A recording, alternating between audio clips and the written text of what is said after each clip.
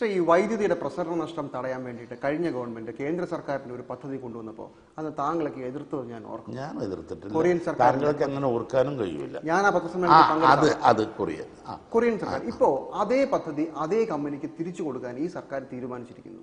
എന്തുകൊണ്ടാണ് ഇപ്പോൾ ഈ മനംമാറ്റം? മനംമാറ്റമല്ല, ഞങ്ങൾക്ക് അന്ന് കിട്ടിയ ഇൻഫർമേഷൻ അനുസരിച്ച് ഞങ്ങൾ കാര്യങ്ങൾ പറഞ്ഞു. അതിനുശേഷം അന്നത്തെ മന്ത്രി അന്നത്തെ ചെയർമാൻ എൻ്റെ അടുത്ത് എക്സ്പ്ലെയിൻ ചെയ്തു. മനസ്സിലായി? അപ്പോഴേക്കും അവർ തമ്മിലുള്ള തർക്കം കാരണം അന്നത്തെ ചീഫ് മിനിസ്റ്റർ അത് ക്യാൻസൽ ചെയ്തു. സർക്കാർ പോകുന്നത് വരെ താങ്കൾ അഭിപ്രായം മാറ്റിയിട്ടില്ല? കണ്ടില്ല, ഇല്ല. അല്ല, അവർക്കറിയാലോ. ക്യാൻസൽ ചെയ്തപ്പോൾ അവർ കോടതിയിൽ പോയി.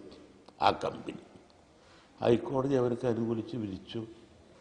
ഞങ്ങളല്ല തീരുമാനം, ഹൈക്കോടതിൻ്റെ തീരുമാനം. അതിന് മോളി കോടതിയില്ലേ? എന്തിനു പോകണം? പോയാലല്ല ഇതെന്താ അറിയോ താങ്കൾക്ക്?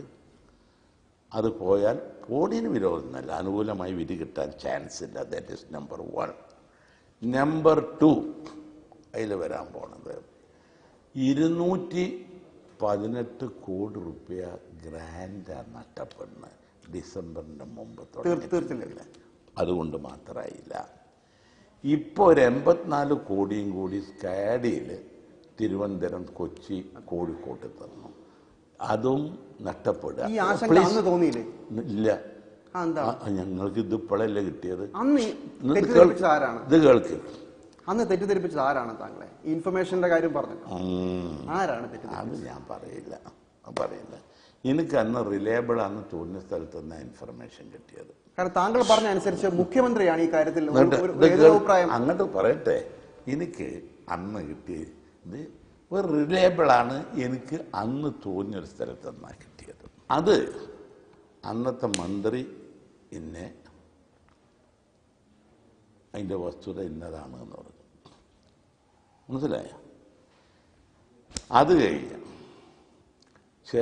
അന്നത്തെ ചെയർമാൻ എന്നോട് ഇതിൻ്റെ വസ്തുത ഇന്നതാണെന്ന് പറഞ്ഞു. ഞാൻ അതിൻ്റെ ശേഷം ഒന്നും പറഞ്ഞിട്ടില്ല. തിരുത്തിയും പറഞ്ഞില്ല. പറയേണ്ട കാര്യമില്ലല്ലോ. മനസ്സിലായി? ഇല്ല, എനിക്ക് തോന്നിയില്ല. നിങ്ങൾക്ക് തോന്നുന്നതിനൊക്കെ ഞാൻ ഉത്തരം പറയാൻ ബാധ്യസ്ഥനല്ല. അല്ല, താങ്കൾക്ക് തോന്നുന്നതിനൊക്കെ ഞാൻ ഉത്തരം പറയാൻ ബാധ്യസ്ഥനല്ല. ഇത് ഞാനൊന്ന് പറയാൻ എന്നെ സമ്മതിക്കാതെ താങ്കൾക്ക് വല്ല ലൈനുണ്ടെങ്കിൽ അത് പറഞ്ഞോ. 1000ഓളം കോടി രൂപേൻ്റെ ഇതിൻ്റെ ബി പാർട്ട് ഉണ്ട്. അതിപ്പം നടപ്പാക്കുകയാണ്. മനസ്സിലായോ? കോടതി വിരിക്കുകയും ചെയ്തു. ഈ പറഞ്ഞ് 218 കോടിയെന്ന് 238 നിൽക്കുന്നുണ്ട്. ആ സംഖ്യ മുഴുവൻ ഗ്രാൻഡാണ് എന്ന് മാത്രമല്ല, അതിൻ്റെ ശേഷപ്പ് 84 കോടിയും കൂടി സ്കാഡിയിൽ കിട്ടി. അതും ഗ്രാൻഡാണ്. അപ്പോൾ 2 കൂടി കൂട്ടുമ്പോൾ 300 കോടി ഗ്രാൻഡ് പോർഷൻ.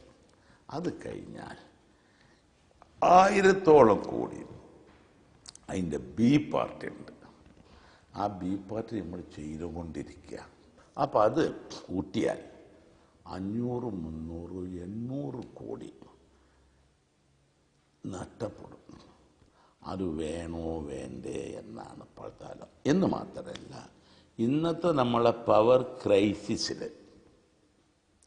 ഇത് വന്നു കഴിഞ്ഞാൽ നമുക്ക് AT&C ലോസ് കുറക്കാൻ സാധിക്കും. നമ്പർ 1. നമ്പർ 2, ഇൻട്രപ്ഷൻ വളരെ കുറേ അണ്ടർഗ്രൗണ്ടാണ് ഇതിൻ്റെ ബി പാർട്ടി വരുന്നത്. എ പാർട്ട് കമ്പ്യൂട്ടറൈസേഷൻ കാര്യങ്ങളാണ്.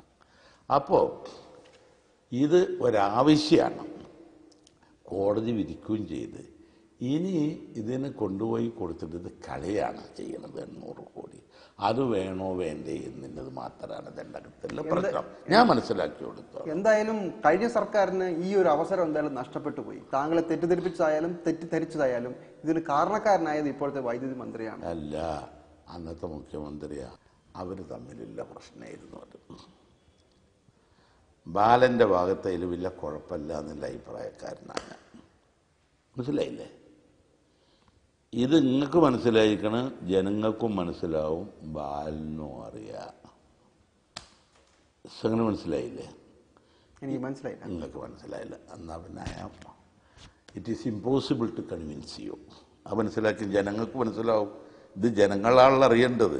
അല്ല, അവർക്ക് മനസ്സിലാകുന്ന രൂപത്തിൽ ഞാൻ പറഞ്ഞു. ബാലൻ നിഷ്കളങ്കനായിരുന്നു താങ്കൾ പറഞ്ഞു. പക്ഷെ അന്ന് താങ്കൾക്ക് ഇത് ഞാൻ മനസ്സിലായി. പറയാത്തത് പറയരുത്. പിന്നെ ഞാൻ പറയാത്തത് അങ്ങനെ പറഞ്ഞ നിങ്ങളെ റെക്കോർഡിലുണ്ടോ? ഈ കാര്യത്തിൽ അദ്ദേഹം നിരപരാധിയാണ്. അത് ഞാൻ പറഞ്ഞു. ഈ കാര്യത്തിൽ നിരപരാധിയാണ്. അങ്ങനെയാണെങ്കിൽ ആ നിരപരാധിയായ അന്നത്തെ വൈദ്യുതി മന്ത്രിക്കെതിരെ എന്തുകൊണ്ട് ആരോപണം ഉന്നയിച്ചു? ആ ഇൻഫർമേഷൻ പണി നോക്കുന്നേ. താങ്കൾക്ക് മനസ്സിലാക്കാൻ ബുദ്ധിമുട്ടുണ്ടാവും, ജനങ്ങൾക്ക് മനസ്സിലാക്കുക.